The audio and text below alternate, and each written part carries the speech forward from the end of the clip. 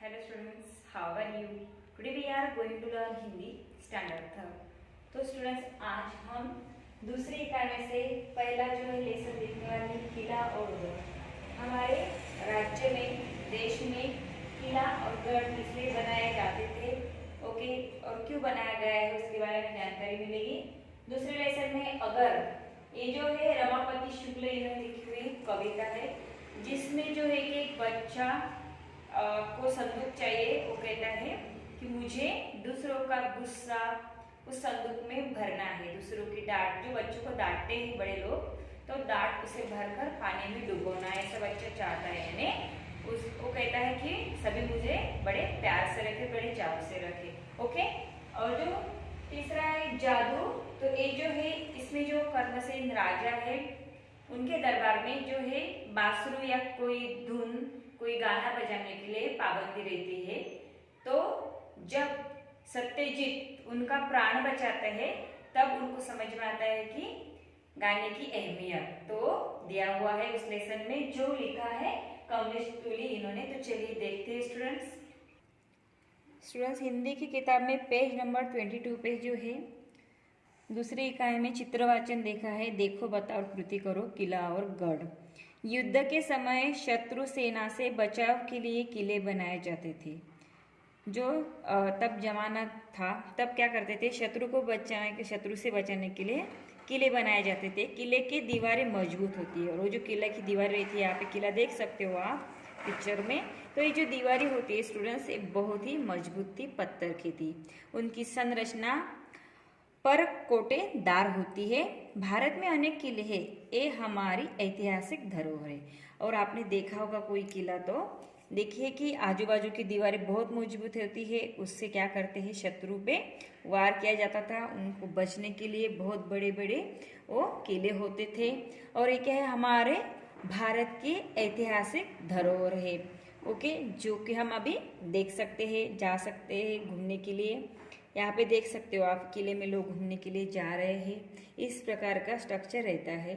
यह अपनी विरासत है, इसका हमें क्या करना चाहिए, संरक्षण करना चाहिए, ओके। गढ़ किले का ही एक प्रकार है। जैसे किला आपने देखा वैसे गढ़ भी होता है, उसी प्रकार का एक स्ट्रक्चर है। ये सामान्यतः पहाड़ों पर होते हैं। और एक जो है गढ़ कहाँ पे होते हैं, पहाड़ों पे होते हैं। किले जो है लैंड पे रहते हैं, नीचे रहते हैं जमीन पे, ओके। इससे अपने बचाव के साथ शत्रु पर आक्रमण करना भी सरल होता है। और इससे क्या होता है, अगर कोई शत्रु हमें दिखाई दे इस रास्ते से तो हम क्या कर सकते हैं, इस गढ़ से क्या कर सकते हैं, खुद को बचा सकते हैं, शत्रु पे वार कर सकते हैं। तो देखिए यहाँ पे क्या है, गढ़ है, ऐसे घूमते हुए जाते हैं। यहाँ पे जो है पहाड़ों पे क्या बनाया गया है, एक रास्ता बनाया गया है। उससे क्या होता है कि हम ऊपर चढ़ सकते हैं। तो आप भी अगर घूमने के लिए कहीं जाएंगे स्टूडेंट्स या गए होंगे तो आपने गढ़ के बारे में देखा ही होगा। तो स्टूडेंट्स आज हम जो देखेंगे दूसरी जो कविता है पेज नंबर 24 पे है। देखिए, अगर यहाँ पे आपको संदूक दिख रहा है ना, तो ये लड़का सोच रहा है, खूब बड़ा सा अगर कहीं संदूक एक में पा जाता, जिसमें दुनिया भर का चिढ़ना गुस्सा आदि समा पाता, तो मैं सबका क्रोध घूरना डांट और फटकार सभी छीन छीन कर भरता, उसमें पाता जिसको जहाज भी। तब ताला मजबूत लगाकर उसे बंद कर देता मैं, किसी कहानी के दानव को कुली बना फिर लेता मैं। दुनिया के सबसे गहरे सागर में उसे डुबो आता, तब न किसी बच्चे को कोई कभी डांटता धमकाता। ये जो कविता लिखी है रमापति शुक्ल इन्होंने लिखी है। तो देखिए इसमें जो है बच्चा कह रहा है कि अगर मेरे पास बड़ा सा ऐसा संदूक होता, अगर आपके घर में संदूक होगा तो आपने देखा ही होगा किस तरह से संदूक होता है। तो ये बच्चा चाहता है कि उसके पास क्या होता, अगर एक संदूक होता, ठीक है, तो संदूक में वो क्या करने वाला था, जिसमें वो दुनिया भर का चिढ़ना जो चिढ़ते हैं लोग छोटे बच्चों पे कभी कभी गुस्सा करते हैं, तो सबको चिढ़ना, किसी का गुस्सा वो संदूक में क्या करना चाहता था, बंद करना चाहता था। तो मैं सबका क्रोध घूरना डांट और फटकार सभी छीन छीन कर भरता, उसमें पाता जिसको जहाँ भी। तो कोई कैसे रहते हैं, किसी के माता पिता या कोई फ्रेंड्स हो, तो क्या करते हैं, कभी क्रोध करते हैं, बच्चे ने कोई गलती की, कभी घूरते हैं, कोई डांटते हैं, तो जो माता पिता हमें अच्छे के लिए डांटते हैं, कभी फटकारा जाता है। तो ये जो बच्चा कहता है कि सबको मैं छीन छीन कर, यानी उसके अंदर के जो ये क्रोध है, घूरना, डांट, फटकारे सभी छीन कर क्या करता, उसमें संदूक में भरना चाहता था वो। तब ताला मजबूत लगाकर उसे बंद कर देता मैं, और सब उसमें भरने के बाद क्या करने चाहता था वो, कि उसे ताला लगाकर भरना चाहता था। किसी कहानी की दानव को कुली बना फिर लेता मैं। और आपने अगर कई कहानी सुनी होगी, आपकी दादी जी अगर कहानी सुनी होगी, तो उसमें दानव राक्षस के बारे में बताते हैं। तो वो कहता है बच्चा, तो मैं किसी दानव को कहता कि कुली बना फिर लेता मैं, कि उसे क्या करो, आप लेके जाओ दुनिया के सबसे गहरे सागर में, उसे डुबो आता। तब न किसी बच्चे को कोई कभी डांटता धमकाता। यहाँ पे आप देख सकते हो कि यहाँ पे उसने जो है कि क्रोध, घूरना, डांट, फटकारे सभी उसने बंद किए हैं। फिर कहानी के राक्षस को कहता है कि एक किसी बड़े सागर में, गहरे सागर में जाओ और उसको तुम डुबा डालो। तो अगर किसी का गुस्सा इसमें रहेगा, क्रोध रहेगा, घूरना रहेगा, डांट रहेगी, तो सभी इसके अंदर बंद हो जाता। फिर बच्चे को कोई जो है कि बाकी के लोग, ये क्रोध है, घूरना, डांटना, ये बंद हो जाता। सभी लोग उनसे कैसे रहते, प्यार से रहते। तो ये बच्चा ऐसे इमेजिन करता है, कल्पना करता है कि काश मेरे पास एक संदूक होता, मैं संदूक में सबका क्रोध, घूरना, डांटना उसमें भर देता, चिढ़ना। ठीक है, फिर बाद में राक्षस को कहता किसी सागर में क्या करो, उसे डुबा डालो। ठीक है, तभी हमसे सभी लोग कैसे रहेंगे, प्यार से रहेंगे। ओके, ऐसे ही जो है अगर ये कविता लिखी है रमापति शुक्ल इन्होंने। तो स्टूडेंट्स, ये जो कविता है आपको नोटबुक में लिखनी है। तो अब हम इसका स्वाध्याय देखेंगे। तो देखिए, स्वाध्याय है 25 पेज नंबर पे। रेडियो पर प्रार्थना दोहे सुनो और उनमें से अपनी पसंद का सुनाओ। अगर आपने रेडियो पर कभी प्रार्थना सुनी होगी या दोहे सुने होंगे, तो आपकी पसंद का आपको सुनाना है। 2 नंबर का है शेरों के नामों की अंताक्षरी खेलो। आपके घर में अभी आप तो होगे, तो आप क्या करो, आपके घर के मेंबर के साथ शेरों के नाम की अंताक्षरी खेलो। हिंदी के किसी लेखक का संस्मरण पढ़ो। हिंदी के जो भी लेखक होंगे उनका संस्मरण पढ़ना है आपको। बाद में जो 4 नंबर का प्रश्न है, एक वाक्य में उत्तर लिखो। लड़का कैसा संदूक और किस प्रकार का ताला चाहता है।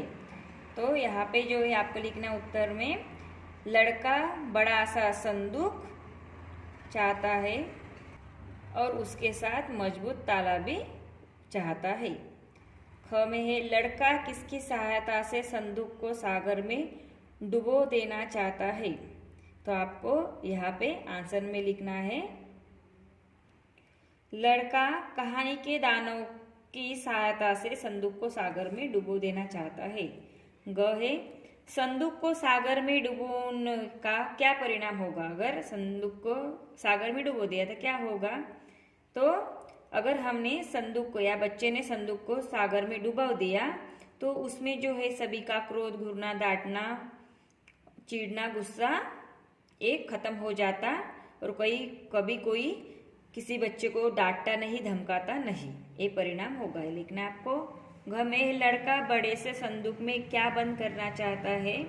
तो आपको उत्तर में लिखना है, लड़का बड़े से संदूक में दुनिया भर का चिढ़ना और गुस्सा बंद करना चाहता है। 5 नंबर का प्रश्न है, आईने के सामने खड़े होकर निम्नलिखित कृतियां करो।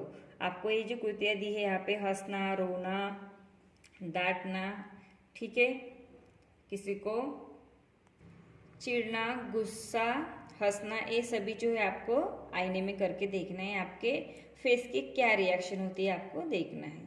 6, माँ ने तुम्हें कूड़ेदान में डालने के लिए कहा है। कूड़ा यानी कचरा, कूड़ेदान यानी डस्टबिन। ठीक है, आपके माँ ने अगर आपको कहा कि जो डस्ट है, आपके घर का जो भी कूड़ा कचरा गार्बेज रहेगा वो डस्टबिन में डाल दो। तुम्हें नीचे दी गई कृतियों में से क्या करोगे बताओ। तो तुम जो है बाकी, यानी आपको पूछा गया क्वेश्चन, तो आप क्या करोगे। कूड़ा कूड़ेदान के बाहर फेंक आओगे, या कूड़ा कूड़ेदान में फेंकोगे, या सुनी अनसुनी करके खेलने भाग जाओगे। तो स्टूडेंट्स क्या करना है आपको, कूड़ा यानी कचरा क्या करना है, कूड़ेदान में ही फेंकना है। ओके, तो यहाँ पे आपको टिक करना है।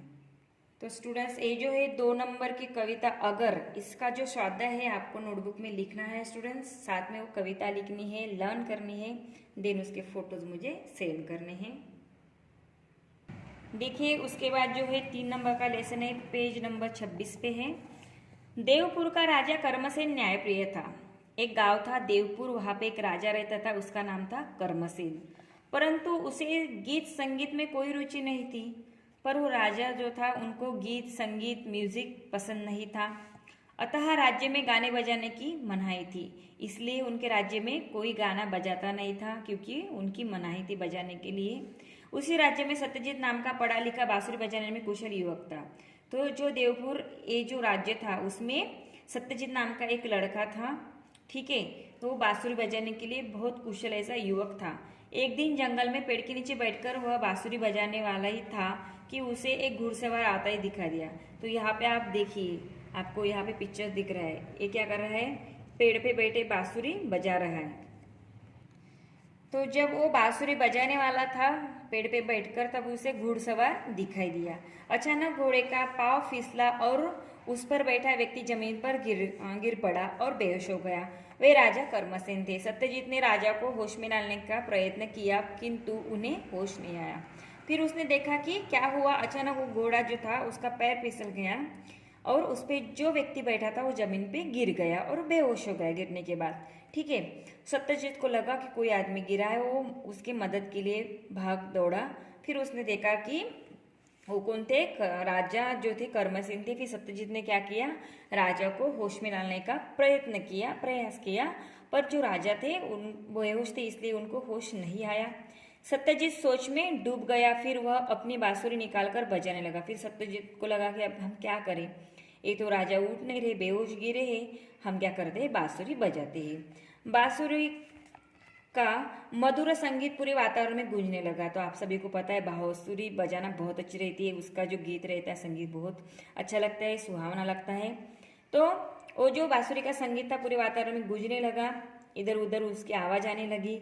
पक्षी भी उस मधुर संगीत से आसपास मंडराने लगे। फिर जैसे कि बांसुरी का आवाज आने लगा, तब पक्षी भी उसके आसपास आने लगे। तभी उसने देखा राजा धीरे धीरे आँख खोल रहा है। सत्यजीत डरकर राजा के पास पाँव में गिर पड़ा। राजा ने कहा, युवक, कल तुम हमारे राज दरबार में आ जाना। फिर क्या हुआ, जैसे कि तो जो है कि देखा कि राजा जो है धीरे धीरे आँख खोल रहे थे और सभी वहाँ पे पक्षी आ गए थे उन जो मधुर गीत सुनकर। फिर सत्यजीत डर गया कि राजा तो अभी उड़ गए, उनको होश आ गया है। तो सत्यजीत जो था युवक, वो उनके पाँव में गिर पड़ा।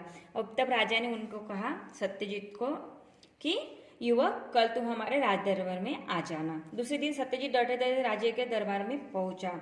राजा ने कहा, तुमने कोई गलती नहीं की। उसे लगा कि मैंने कोई गलती की होगी, इसलिए मुझे राजा कर्मसेन ने बुलाया है। तब उसको डरते डरते वो राज दरबार में पहुंचा। फिर राजा ने कहा कि तुमने कोई गलती नहीं की है, तुम्हारे संगीत के जादू के कारण आज मैं जीवित हूँ।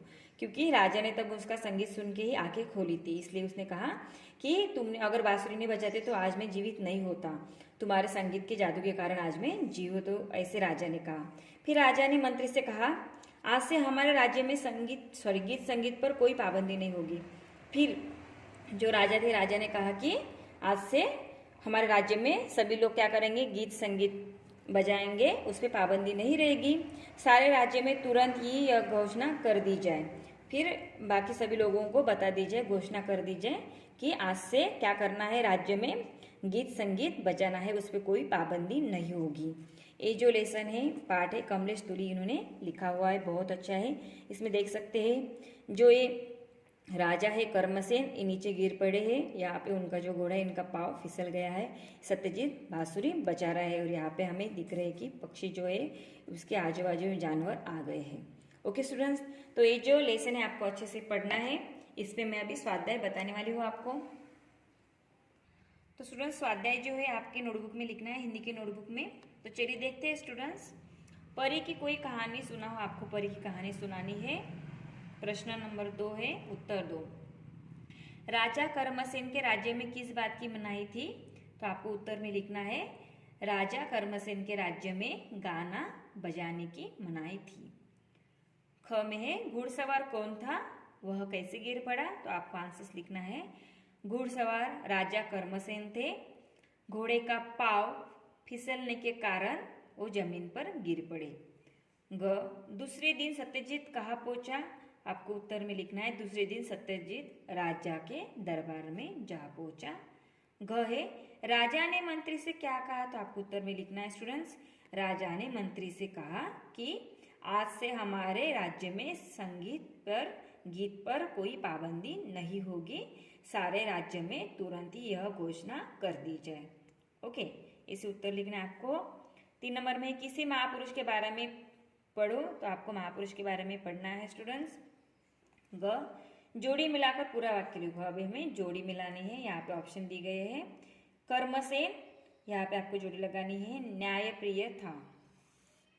सत्यजीत बांसुरी बजाने में कुशल था। मधुर संगीत वातावरण में गूंजने लगा। गीत संगीत पर पाबंदी नहीं रहेगी। ओके, उसके बाद है 5 नंबर का, चित्रों को देखकर वाद्यों के नाम बताओ और इनकी ध्वनियों की नकल करो। आपको ये जो चित्र है आपके नोटबुक में निकालने हैं स्टूडेंट्स, उसके नाम लिखने हैं, साथ में जो ध्वनि उससे निकलती है उसकी आपको नकल करनी है। जैसे यहाँ पे तबला, दूसरे जो है हारमोनियम से पेटी कहते हैं, फिर बांसुरी है, ताल है, यहाँ पे वीणा देख सकते हो आप, ये जो है ढोलक है। तो इनके नाम आपको लिखने हैं, चित्र भी निकालने हैं नोटबुक में। 6 नंबर का देखेंगे, अपनी कक्षा की सजावट कैसे करोगे, इस पर चर्चा करो। तो स्टूडेंट्स आपको किस तरह से क्लास सजाना है, किस तरह से उसकी सजावट करनी है, इस पर आपको चर्चा करनी है। तो स्टूडेंट्स ये जो आप चित्र निकालोगे नोटबुक में, आप ड्रॉ करोगे, तो उसको प्रॉपरली कलर करना है, अच्छे कलर करना है, उसको नाम देना है। ओके स्टूडेंट्स, तो ये जो मैंने स्वाध्याय आपको सिखाया है जादू, इस लेसन का ये आपके नोटबुक में लिखना है। तो आज जो है हमने किला और गढ़ 2 नंबर में अगर ये कविता देखी है, उसका भी स्वाध्याय आपको नोटबुक में लिखना है। साथ में जो 3 नंबर का जादू लेसन सिखाया जो कमलेश तुली इन्होंने लिखा था, इसका भी स्वाध्याय आपको नोटबुक में लिखना है। साथ में जो है उसके फोटोज मुझे सेंड करने हैं। Okay students, now I am stop here. Thank you.